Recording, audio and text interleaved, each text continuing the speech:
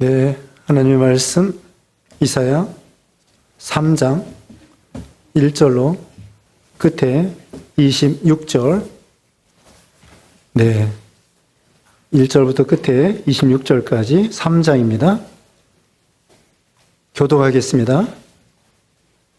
보라, 주 만군의 여호와께서 예루살렘과 유다가 의뢰하며 의지하는 것을 제하여 버리시되 곧 그가 의지하는 모든 양식과 그가 의지하는 모든 물건, 용사와 전사와 재판관과 선지자와 복술자와 장로와 호시부장과 귀인과 모사와 정교한 장인과 능란한 요술자를 그리하실 것이며, 그가 또 소년들을 그들의 고관으로 삼으시며 아이들이 그들을 다스리게 하시리니 백성이 서로 학대하며 각기 이웃을 잔해하며 아이가 노인에게 비천한 자가 존귀한 자에게 교만할 것이며, 혹시 사람이 자기 아버지 집에서 자기 형제를 붙잡고 말하기를 내게는 겉옷이 있으니 너는 우리의 통치자가 되어 이 폐허를 내 손 아래에 두라 할 것이면 그날에 그가 소리를 높여 이르기를 나는 고치는 자가 되지 아니하겠노라. 내 집에는 양식도 없고 의복도 없으니 너희는 나를 백성의 통치자로 삼지 말라 하리라. 예루살렘이 멸망하였고 유다가 엎드려졌음은 그들의 언어가 행위가 여호와를 거역하여 그의 영광의 눈을 보응하였음이라. 그들의 안색이 불리하게 증거하며 그들의 죄를 말해주고 숨기지 못함이 소돔과 같으니 그들의 영혼에 화가 있을진저 그들의 재앙을 자취하였도다. 너희는 의인에게 복이 있으리라 말하라. 그들은 그들의 해구의 열매를 먹을 것이며 악인에게는 화가 있으리니 이는 그의 손으로 행한 대로 그가 보응을 받을 것임이니라. 내 백성을 학대하는 자는 아이요 다스리는 자는 여자들이라. 내 백성들이여 내 인도자들이 너를 유혹하여 내가 다닐 길을 어지럽히니라. 여호와께서 변론하러 일어나시며 백성들을 심판하려고 서시도다. 여호와께서 자기 백성의 장로들과 고관들을 심문하러 오시리니 포도원을 삼킨 자는 너희이며 가난한 자에게 탈취할 물건이 너희 집에 있도다. 어찌하여 너희가 내 백성을 짓밟으며 가난한 자의 얼굴에 맷돌질하느냐. 주 만군의 여호와 내가 말하였느니라 하시도다. 여호와께서 또 말씀하시되 시온의 딸들이 교만하여 느린 목 정을 통하는 너로 다스며 이기작거리며 걸으며 발로로 굉장한 소리를 낸다 하시도다. 그러므로 주께서 시온의 딸들의 정수리에 딱지가 생기게 하시며 여호와께서 그들의 하체가 드러나게 하시리라. 주께서 그날에 그들의 장식한 발목 머리에 망사가 반달 장식과 귀걸이와 발목걸이와 얼굴 가리개와 화관과 발목 사슬과 띠와 향악과 호신부와 반지와 코고리와 예복과 겉옷과 목도리와 손주머니와 손골과 세마포옷과 머리수건과 너울을 제하시리니 그때 썩은 냄새가 향기를 대신하고 노끈이 띠를 대신하고 대머리가 숱한 머리털을 대신하고 굵은 배옷이 화려한 옷을 대신하고 수치스러운 흔적이 아름다움을 대신할 것이며 너희의 장정은 칼에 너희 용사는 전란에 망할 것이며 그 성문은 슬퍼하여 곡할 것이요 시온은 황폐하여 땅에 앉으리라. 아멘. 오늘 본문은 이사야 3장 1절로 끝에 26절이고요. 제목은 유다와 예루살렘의 심판과 교만의 결과. 유다와 예루살렘의 심판과 교만의 결과입니다. 첫째로 유다와 예루살렘에 임할 심판, 유다와 예루살렘에 임할 심판 1절로 15절이고요. 두 번째, 시온의 딸들의 교만과 심판. 시온의 딸들, 여성들, 시온의 딸들의 교만과 심판 16절로 24절입니다. 세 번째, 전쟁과 슬픔. 전쟁과 슬픔 25절로 26절입니다. 그래서 이 성경에 보면은 여러 가지 그 재앙과 심판의 이야기가 많이 나옵니다. 그런데 이것은 이스라엘 백성들을 이 망하라고 하는 것이 아니라 그들이 회개해서 복받으라고 그렇게 말씀하는 거죠. 그리고 선지자들은 그 칭찬보다는 책망을 많이 합니다. 왜 그럴까요? 축복을 많이 해주고 칭찬을 많이 해주면 좋을 것 같은데 성경에 보면은 선지자들이 그 칭찬보다는 책망을 많이 하는 거예요. 왜 그런가 하면은 이스라엘 백성들이 그 하나님 말씀을 순종하는 것보다는 불순종하고 범죄하고 우상 섬기는 경우가 많이 있었기 때문이죠. 그런데 그들이 이렇게 하나님 앞에 책망받고 심판에 대해서 얘기할 때에 그들이 회개하고 바로 서면은 큰 축복을 받게 되는 거죠. 그러니까 결국은 하나님께서 이스라엘 백성들을 시험하고 낮추셔서 마침내 복 주려고 하시는 거예요. 그래서 이 마귀는 우리를 유혹하여 넘어뜨리려고 합니다. 하나님은 우리를 시련을 통하여 우리를 연단시키십니다. 세상 사람들은 우리를 핍박하고 박해하면서 우리를 시험합니다. 그러니까 다시 말하면 마귀는 우리를 죄 가운데 유혹하여 시험하고 넘어뜨리고, 그 다음에 세상 사람들은 우리를 박해하고 핍박하여 우리를 시험하고 넘어뜨리고, 근데 우리 하나님은 우리 시련을 통하여 연단을 통하여 우리를 시험하고 낮추셔서 마침내 복 주려고 하신다는 것입니다. 또 우리가 고난이 올 때 오늘 주부에 실어놨습니다. 고난과 시험이 올 때 어떻게 하라겠습니까? 한번 읽어보셔야 되겠죠? 첫째로는 하나님의 주권을 믿으라고 했습니다. 두 번째로는 합력하여 선을 이루시는 하나님이라고 했고, 세 번째로는 감당할 시험만 주신다고 했습니다. 네 번째는 무엇입니까? 시험하고 낮추셔서 마침내 복 주려고 하신다. 그런 의미로 우리 하나님께서 우리를 연단시키시고 고난도 주시고 시련도 주시고 그렇게 하시는 거예요. 그러니까 결국은 마침내 복 주려고 하시는 거죠. 그러므로 우리는 여기 구약 성경을 읽을 때 아유, 하나님은 왜 이렇게 맨날 심판한다 하고 너무 무섭고, 구약의 하나님은 심판의 하나님이고 신약의 하나님은 사랑의 하나님이고, 그게 아니에요. 사랑하는 아들이기 때문에 징계하고 권면하고 책망하시는 거죠. 히브리서 12장에 사랑하는 자에게 징계하신다고 그랬죠. 징계가 없으면 사생자요 참아들이 아니라고 했잖아요. 그러니까 옆집 아이가 잘못하면 내버려 둡니다. 근데 자기 집 아이가 잘못하면은 매를 때리는 거예요. 사랑하기 때문에. 그러니까 구약의 하나님이나 신약의 하나님이나 다른 분이 아니에요. 똑같은 삼위일체 하나님이십니다. 구약의 하나님도 사랑의 하나님, 신약의 하나님도 사랑의 하나님, 같은 분이에요. 성부, 성자, 성령 같은 분입니다. 다만 하나님께서 이스라엘 백성들, 우리 성도들을 인도하는 방법이 구약시대하고 신약시대하고 조금 다를 뿐이에요. 이제 하나님께서 오늘 본문에 이제 보면은 먼저 하나님께서 이스라엘이 의지하는 것을 제버리시겠다, 그 뜻입니다. 여기 여러 가지가 나옵니다.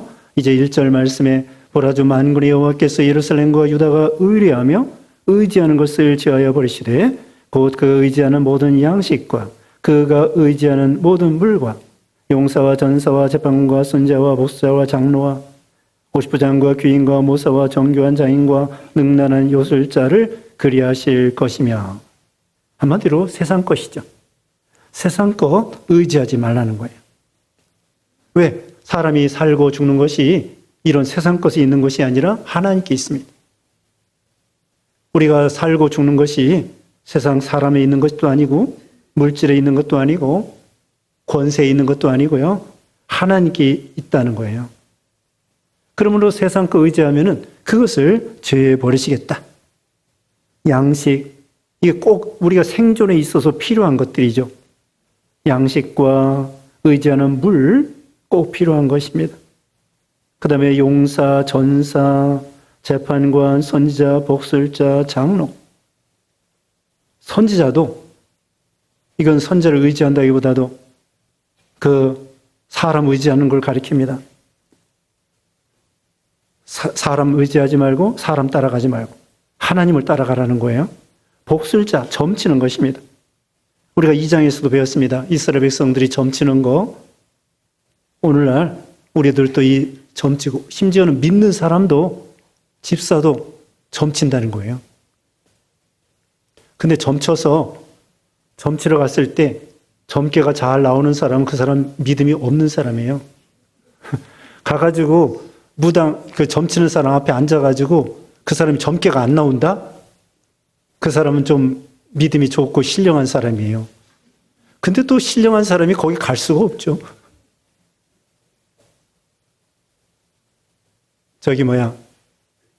전도하러 갈 때에 어떤 이제 무당집이 있어요. 점치는 집. 가가지고 전도하면은 놀래가지고 나옵니다. 놀래가지고 나와가지고 빨리 가라고. 그 성탄절에 그 새벽송 돕니다. 예전에 그랬잖아요. 시골에서 새벽송 돌아요. 기쁘다고 주 오셨네.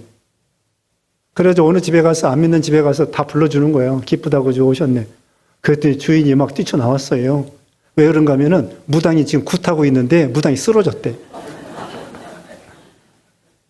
하나님의 능력으로 그 무당이 굿하다가 그 귀신 섬기다가 쓰러진 거예요. 기쁘다고 주 오셨는데 찬송 부르니까. 그러니까 이 세상 귀신이나 마귀나 하나님 앞에서는 아무것도 아니에요. 벌벌 떠는 거예요. 그것들은. 우리는 위대하신 하나님을 섬기는데 왜 그런 한갓 귀신 섬기고 우상을 섬기냐 이거죠. 우리가 점치는 거, 또 장명하고 궁합 보고 그 미신 따라가고 그 다음에 손 없는 날 그런 거 따라가고 토종 비결 그런 거 따라가고 또 신문에 보면은요 그 띠 있어요. 자축인묘 진사오미 신유술에 그거 뭐 쥐띠다 소띠다 자축 인이 뭐예요? 호랑이 띠다 묘 호랑이 그 다음에 토끼띠다. 서양 사람들이 있잖아요. 띠 없어도 잘만 살아요. 명당 찾아다니지 않아도 네? 서양 사람들 있잖아요. 명당 찾아다니지 않아도 잘 삽니다. 물론 요즘엔 좀 어렵지만은 예전에 다 기독교 정신으로 서양 사람들이 살았어요. 동양 사람들 뭐 명당 찾아다니고 조상 제사 지내고 그런다고 잘한 게 뭐 있어요? 잘된 게 뭐가 있냐고. 하나님 복을 안 주시는데. 그래서 유교 섬기고 이 점치고 제사 지내고 이거 복 못 받는 거예요. 귀신을 초청하는 거예요. 마귀를 초청하는 거고. 명당 찾아다니고. 옛날 임금들 얼마나 그 명당을 잘 찾아다녔습니까? 뭐 서운릉, 동군릉, 광릉, 태릉 이거 다 명당에 쓴 거예요. 근데 왜 2조 500년 물론 500년 오래 가긴 갔지만은 왜 망했냐 이거예요. 나라가 망했습니다. 명당 찾아다닌다고 복 받는 게 아니에요. 제사 지낸다고 조상 제사 지낸다고 복 받는 게 아니라고. 만복의 근원은 하나님이시죠. 이제 내일 모레는 이제 2월 달이에요. 저기 제주도 사람들은 2월 달에 이사를 간대요. 왜 그러냐? 그때가 이제 귀신들이 하늘에 있는 옥황상제님한테 1년 동안 있었던 일을 보고하러 간대. 그래서 귀신이 없어진대네요. 2월 달에는. 참 누가 꾸며냈는데 잘도 꾸며냈어요. 네? 마귀가 귀신이 언제 하늘에 올라가서 옥황상제가 어디 있으면 그다 꾸며낸 이야기입니다. 마귀 역사가 없는 데가 없어요. 마귀가 우는 사자와 같이 두루두며 찾는다고 했죠. 그래서 여기 이 복술자, 장로, 사람 의지하지 말고요. 3절 다시 봅니다. 50부장, 귀인, 모사, 정교한 장인, 능란한 요술자 그 의지하지 말라는 거예요. 그 권세 그리고 그 무기 장군들, 모사들 이 의지하지 말아요. 원숭이도 나무에 떨어질 날이 있어요. 이 모사라고 해서 다 이 지혜롭게 하는 것이 아닙니다. 하나님이 지혜를 주셔야 돼요. 그래서 자기 머리 의지하지 말고 자기 꾀 의지하지 말고 정교한 장인, 능란한 요술자 이런 거 의지하지 말라는 거예요. 그래서 거기 이제 1장 마지막 절 보겠습니다. 1장 22절 읽어주세요. 2장 죄송합니다. 2장 22절 2장 22절 너희는 인생을 의지하지 말라. 그의 호흡은 코에 있나니 셈할 가치가 어디 있느냐? 네. 오늘 새벽에도 말씀드렸는데요. 인생을 의지하지 말라고 했습니다. 우리 사람은 숨이 끊어지면 끝이에요. 아무리 건장하고 뭐 권세 있고 대단하다고 할지라도 숨이 끊어지고 심장이 멈추면은 참 우리 인생은 아무것도 아니에요. 아무 말도 못하고 움직이지도 못하고 어떻게 할 수가 없습니다. 그래서 이 죽음이라는 것이 너무나 괴로운 거고 안타까운 거고 슬픈 거고, 그런데 우리 예수 믿음으로 죽음을 초월하는 복음이 있기 때문이죠. 사람 의지하지 말라는 거예요. 우리 자신도 의지할 게 없습니다.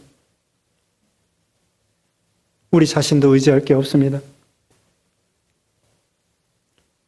자, 오늘 오전 시간에 말씀드렸죠.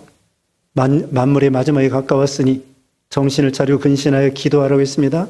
사랑하라고 했습니다. 왜 이렇게 사람들이 싸우죠? 국회에서 엄청나게 싸우고. 왜 싸워요? 언제 죽을지를 몰라가지고 싸우는 거예요.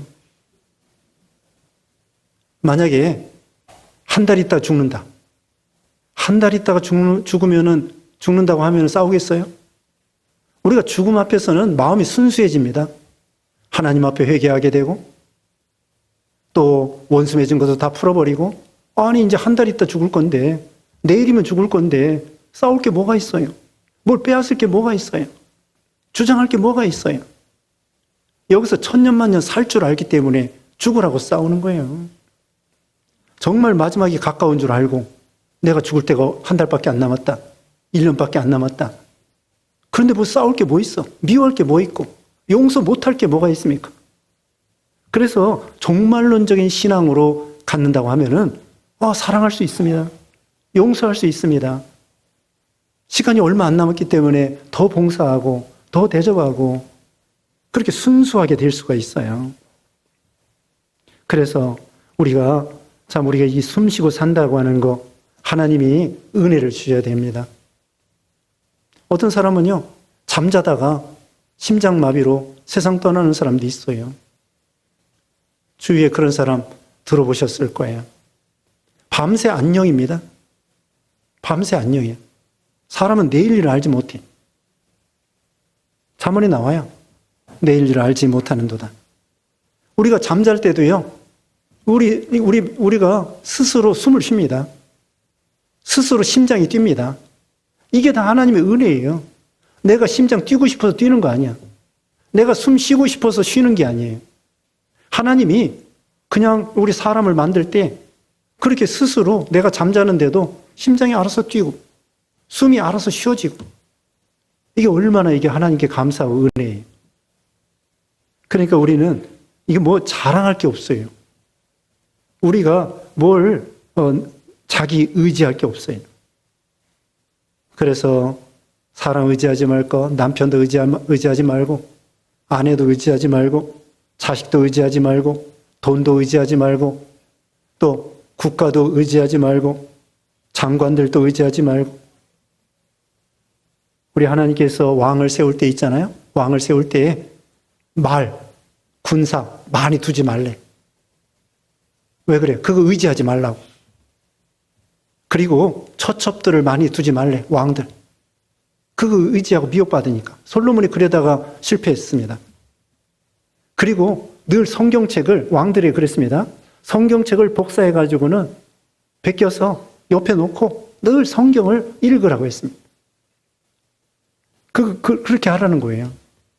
그러니까 우리가 너무 세상 거 의지하지 말 것. 의지하면은 그것이 우상이 되고 그것이 하루아침에 없어질 수 있습니다. 그 다음에 4절부터는요, 무슨 이야기인가 하면은 4절, 그가 또 소년들을 그들의 고관으로 삼으시되 아이들이 그들을 다스리게 하시리니 백성이 서로 학대하며 각기 이웃을 잔해하며 아이가 노인에게 비천한 자가 존귀한 자에게 교만할 것이며. 자, 이건 뭐냐면요, 지도자가 없어진다는 거예요. 지도자가 없어져요. 존경받을 만한 인물이 없어져요. 리더가 없어요. 리더가 없어. 그러니까 그 시대에 리더가 있어야 돼. 리더가 있어야 그 사회가 안정이 되는데, 근데 이제 말세가 되면은요, 리더십도 없고 리더도 없고, 소년들의 고관이 되는 거예요. 소년들이 뭐 알지도 못해요. 경험도 없어. 지식도 없어. 그런 사람들이 갑자기 고관이 됩니다. 그 다음에 아이들이 사람들을 다스립니다. 아이들이 뭘 알아요? 뭣도 모르는 사람이 알아야 면장이 된다고 그러는데, 뭣도 모르는 사람이 면장하고, 뭣도 모르는 사람이 지도자가 되고, 이게 오랜 경험을 통하여 인생 경험을 통하여 장관도 되고 대통령도 되고 국회의원도 되고 그래야 되는데, 이 판검사 있잖아요. 판검사. 예전에는 이 사법고시만 합격하면은 금방 이 판검사 되는 거예요. 이제는 로스쿨이 있습니다. 로스쿨. 대학교 가가지고 이 로스쿨 법학 그런 학교에 들어가서 거기서 이제 시험을 쳐서 변호사 되고 판검사가 되는 거예요. 그게 좋은 거예요. 예전에는 뭐 아무 경험도 없어도 무조건 이 시험만 합격하면은 금방 판검사가 돼가지고, 이 판검사들이 철이 없어. 그냥 교만해가지고 그냥 만나는 사람마다 영감님 하고서 그냥 판검사 앞에서 그냥 다 굽신굽신하니까 자기가 최고인 줄 알고, 그냥 단순하게 시험만 합격하면 그냥 금방 높아지는 거예요. 인생 경험도 없이. 계속 공부만 했어. 그러니 뭘 알겠어요? 인생을 모르는 거야. 공부만 했어. 그래가지고 판검사 돼가지고 교만해가지고 그 다음에 틀리게 행동을 하는 거죠. 근데 다시 말하면 요즘에는 로스쿨이 있어서 그게 전에보다 좀 좋은 것 같아요. 좀 경험도 많이 쌓고 그 다음에 지도자가 돼야지, 그냥 경험도 없이 그냥 공부만 잘했다고 해서 우두머리가 되면 인생을 아느냐고요. 그래서 아이들이 여기 5절에 그랬잖아요. 백성들이 서로 학대하고 각기 이웃을 잔해하고 아이가 노인에게, 비천한 자가 존귀한 자에게 교만하게 되는 거예요. 아이들이 왕이야. 집에서도요, 아이들이 왕이고, 또 여기 뒤에 보면은 여자가 왕이야. 좀 여자들은 좀 죄송합니다만 죄송할 것도 없어. 요즘에 여자들이 왕이에요. 아들 가진 사람이 죄인이야. 네? 아들 가지면 목매달이고 딸 가지면은 대접받아요. 아들 가진 사람이 벌벌 떨어. 참 이상한 세상이 됐다고. 전에는 아들 낳았다고 좋아했는데 나중에 아들 결혼을 시켜보니까 그게 아닌 거야.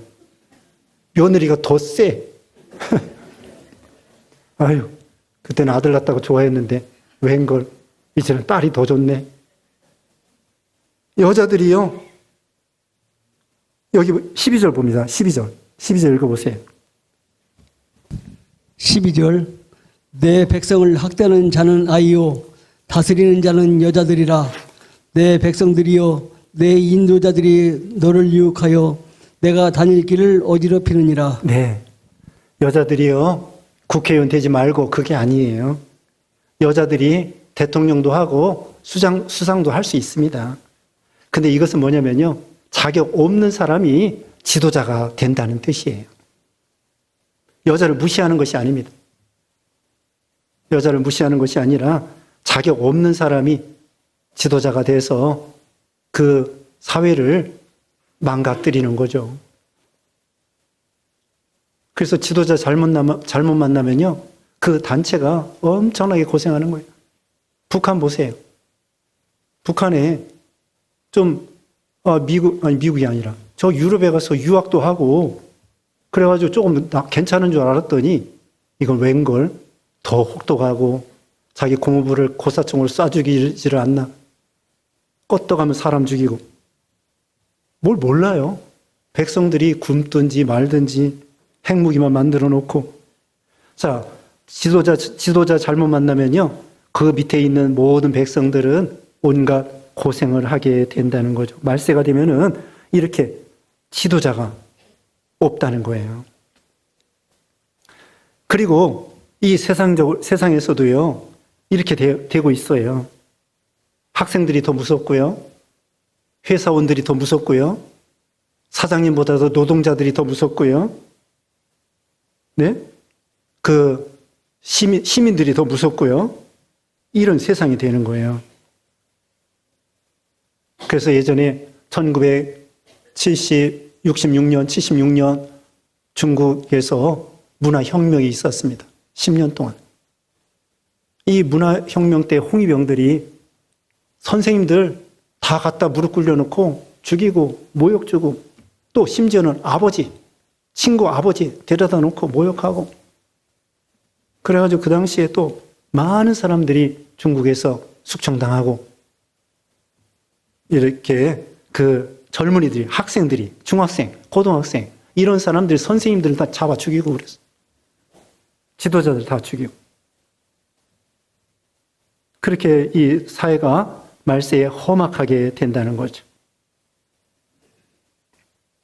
어떤 경우는요, 학생들이 교수실에 쳐들어가가지고 교수들 무릎 꿇기고, 우리나라에도 그런 일이 있었어요. 사장님 묶어가지고 사장실에서 가둬놓고 또 이 아랫사람들이 행패 부리고, 이게 세상이 뒤죽박죽 되는 거예요. 질서가 없는 거죠. 질서가 없는 그런 시대가 된다. 지도자가 없는 그런 시대가 된다. 이것이 재앙입니다. 이게 민주적인 것 같은데 이건 사실은 재앙이에요. 이제 6절 말씀에 혹시 사람이 자기 아버지 집에서 자기 형제를 붙잡고 말하기를 내게는 겉옷이 있으니 너는 우리의 통치자가 되어 이 폐허를 내 손 아래에 두라 할 것이며, 저기 통치자가 되라는 거야. 그러면 서로 안 되겠다는 거야. 통치자 됐다가는 그 다음에는 또 피해를 당하고 어려움을 당하고 욕을 먹고, 그러니까 서로 안 하려고 하는 거예요. 8절 읽어주세요.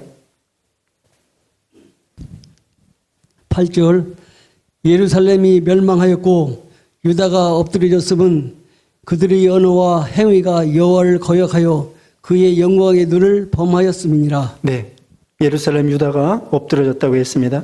왜 그러냐? 언어와 행위가 여호와를 거역하며 하나님을 거역하는 거예요. 그의 영광의 눈을 범하였습니다. 하나님의 영광의 눈을 범하였을 때 그들이 멸망당하고 엎드러지게 된다는 거죠. 우리는 말과 행위로 하나님을 거역하지 않도록, 네, 그의 영광의 눈을 범하지 않도록. 다시 말하면 하나님이 세운 구원이자에 대해서, 교회의 구원이, 또 세상에서도 하나님이 권세를 주셨다고 그랬죠. 세상의 그 구원이자들, 회사에서도 구원이자들, 가정에서도 하나님이 세운 남편과 부모, 거기 순종 잘하는 것이 그게 복이라는 거예요. 그래서 하나님을 거역하지 말고 하나님의 영광의 눈을 범하지 말고. 그 다음에는 이제 넘어갑니다. 네, 거기 14절 읽어주세요. 14절 여호와께서 자기 백성의 장로들과 고관들을 신문하러 오시리니 포도원을 삼킨 자는 너희이며 가난한 자에게 탈취할 물건이 너희 집에 있도다. 하나님께서 그 장로들, 고관들, 지도자들을 하나님께서 신문하고 심판하신다는 거예요. 왜? 잘못 다스렸기 때문에. 또 너무 그 백성들을 학대했기 때문에. 권력을 남용했기 때문에. 하나님이 주신 권세를 너무 남용하면 안 됩니다. 구원의 주의는 잘못됐고, 적당한 구원의를 쓰는 건 그건 괜찮은 거예요. 근데 구원이 주의가 되면 안 됩니다. 권력을 남용하면 안 되는 거죠.